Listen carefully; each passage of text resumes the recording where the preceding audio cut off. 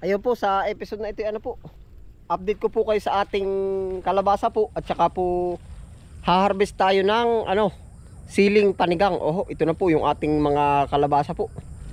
Yan, kung napapansin nyo po, ito na yung kalabasa natin, oh. Naku, may insekto na naman, oh. Ang bilis nila, ah. Oh, di ba? Kinakain po nila yung mga dahon-dahon. Okay na rin po naman, oh. Tapos po, ito pa yung iba, oh. Yan.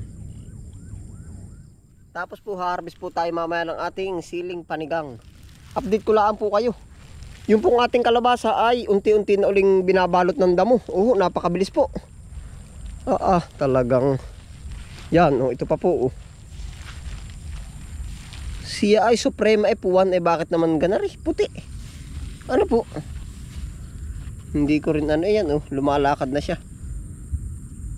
1, 2, 3, 4. 1, 2, 3, 4, 5. Alamin din po natin kung saan kinakat siya. Gawa po ng may pruning rin po ang kalabasa. Ito pa po yung iba, oh. Oh. Tapos po yung ang ating sili, pinanghihinayangan ko po yan, kaya hindi po natin binunot, nilinis, oh, nung tinabas ba. Ito po naman talaga may pagka-recover pa ay, oh. Tingnan nyo po ang bunga. Manding kayo mapapakinabangan pa ng husay. Kumbaga kung ating tinanggal na po. Oho. Yan, ito pa yung kalabasa. Oh. Ari pa, oh. Tapos ito pa.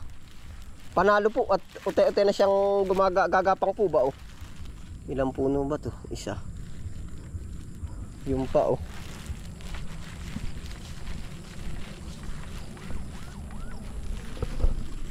May mga insekto.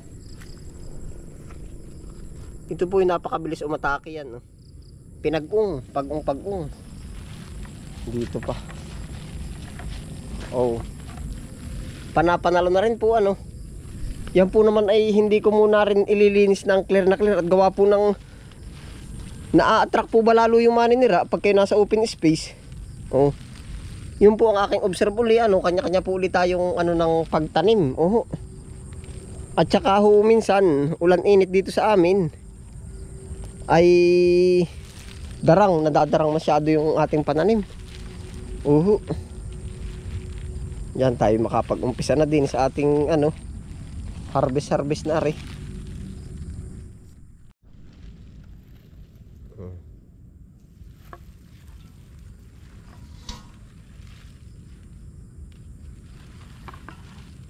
Makadali ho tayo ng kalahating kilo or isa. Okay na rin.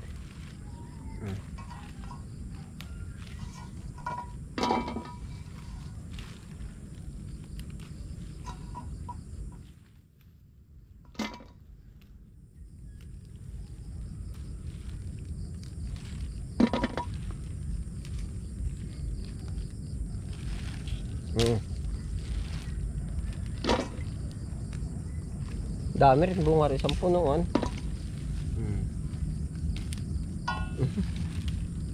Sayang yun. Sa isang puno po. Siguro naman ito yung pinaka maraming bunga sa isang punuan. Oh.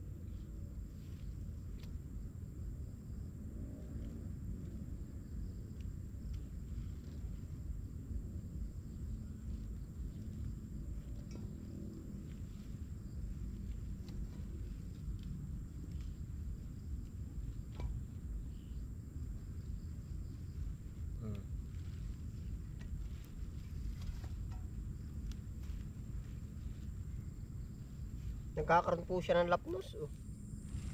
Yan. Oh. Pamasok. Ito po naman, maganda talaga itong ating pong anong ito. Gawa po ng ako. Pag po ba yung minsan na parang hindi man pinabayaan, kumbaga hindi na po ba ako nag-a-apply ng ano, ng pesticide po. Oh. Tapos yung katulad po nito na parang kung nakita nyo po ito nung ating nililinis, para po bang nasukal na lahat. Sabi ko ito patubangga na, mamatay siya mabuhay. Hindi ko na siya lalagyan ng kung ano pa man. Tingnan po tanong ganda pa rin po na nagiging resulta. Kaya po minsan, kung alin pa nga yung ganong pagkakataon, siya pa yung minsan mas gumaganda. Oh, nakarami rin tayo eh. May maaalis pa rin po naman yung ilang may pamasok. Oh.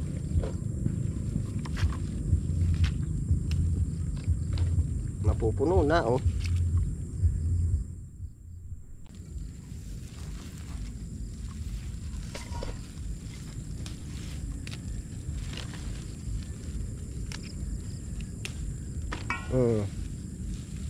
Fresh na fresh.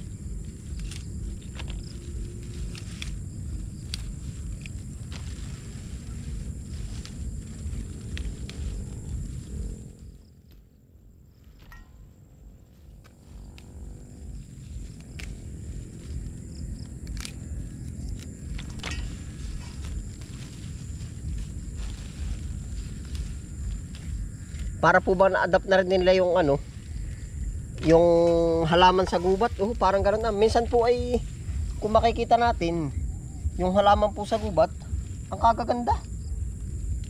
Sa bagay ano yun, kumbagay walang pataba, wala. Oh, ang gaganda po. Siguro ngay dala po ba ng panahon yan, no? Ayos.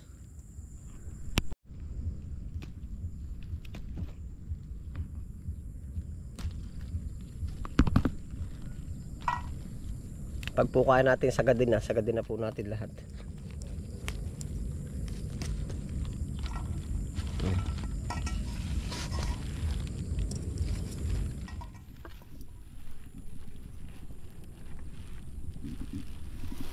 Ito pa oh.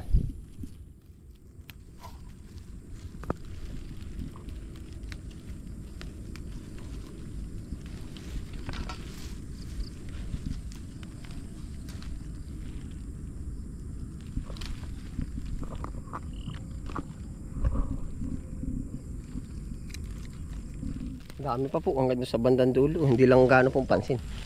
Wala siya sa linyada po ba.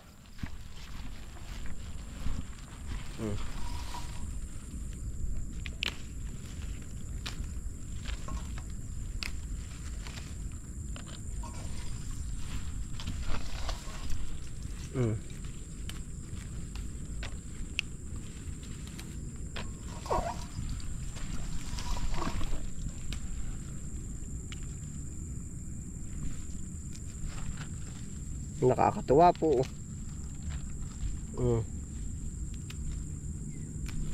Hindi na ako pansin yan. Mukhang damo na. Pero dami bunga sa ilalim. Pero iba pa rin po naman yung malinis talaga. Opo. Hindi po naman sasabihin nating panalo ay yung madamo. Pero nagkataon lang siguro sa atin na yun yung nangyayari po.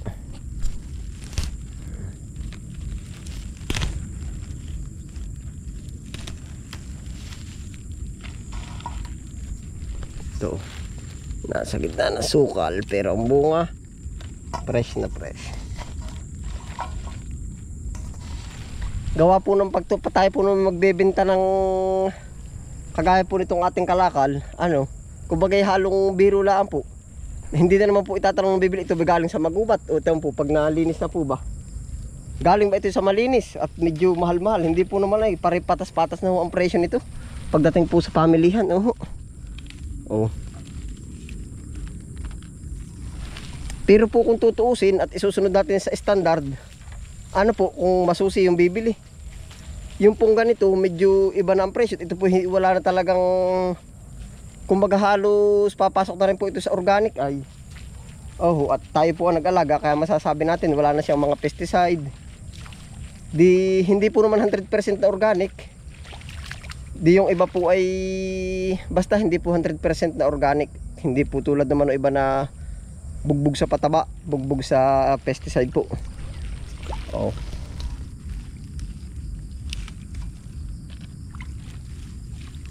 Ito pa oh. Dami rin eh. Mapupuno yung ating plangganita. Yan po laki ng ating planggana oh. 1 dangkal at kalahati. Para ma-estimate nyo po baka may 1 kilo na ho or mahigit. Higit pa.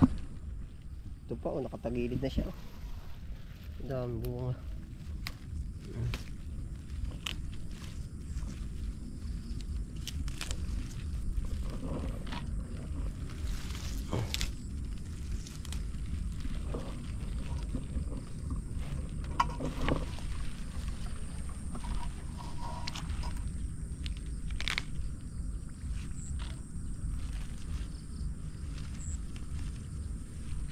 Yan, ito na po yung ating sili panigang. Ayun po, salamat po sa inyong pagsama po yan. Ingat po lahat. Happy lang po. Panalo. Kung di pa po magsasubscribe sa aking channel, pasubscribe na lang, pakalik na lang po notification bell para maging updated po kasi sa susunod ko pang videos. Hanggang dito na lang, ingat po palagi. Happy lang po. Bye.